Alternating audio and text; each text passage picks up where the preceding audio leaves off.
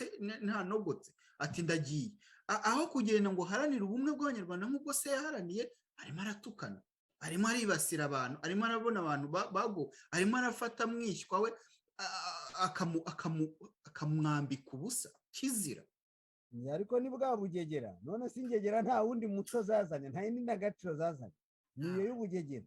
Bagasaba ko umuntu wese ubashyigikiye nawe ab'ingegera agakora ubugegera. Ubugegera ni ukuvuga ibitariho, ni uguhimba ibintu by'ibihimbano ugatura aho ngaho. Twebwe icyo tubasaba ni iki? Icyo tubasaba ntabwo tujya mu buriri bwabo ngo tujye kureba uko baryamye. Twebwe turavuga tuti muri abategetsi, dore abategetsi, dore ngiki gitabo cy'amategeko ngiki, dore itangazo mpuzamahanga rigena ikiremwamuntu ngiki, dore uko umunyarwanda yagombye kubaho, dore ibyo mukora ni ikinyoma, tukabereka ukuntu ari ikinyoma, n'amahanga arabibona. Urabibona n'ejo bundi muri ibi byo gushaka bimukira, wabonye yuko amahanga yose yabarebye, amaburo y'inkoko yahise agaragara ako kanya. Twebwe nta kindi tubasaba, ntabwo tujya mu ngo zabo ngo tujye kureba ibyo bariye ibiki byose.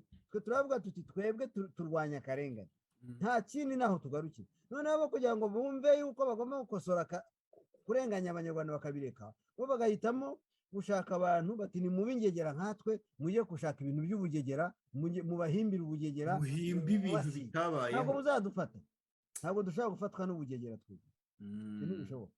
Nibyo rwose Mata, ibyo uvuze ni ukuri, ntabwo twebwe ubwo bugegera bwadufata. Niyo mpamvu ijambo nari ngiye kuvuga ndisubijeyo ryo kuvuga ngo abantu barapfuye, abantu bazima barapfuye, hasigara ingegera gusa. Ahubwo ingegera nizo zaje zisanga abantu bazima, abazima barazihunga baragenda. N'ubu ngubu nibo bari hanze, abandi bari mu gihugu imbere baracecekeshejwe bazima. Abafite amagambo meza baracecekeshejwe, abandi bari mu gihome, abandi barahunze. Ni niyo mpamvu ubu n'u Rwanda rwabuze amajyo, rwabuze iyo ruva n'iyo rujya. Nta butegetsi, nta mukuru, nta mwana, abantu baririrwa mu bintu biri aho ngaho biteye isoni n'agahinda.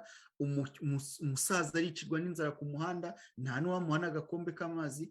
Abakecuru bari aho barabambika ubusa, barabajomba inkoni mu kibuno. Mbese ni ibintu by'imburagihana, imburagihana rwose.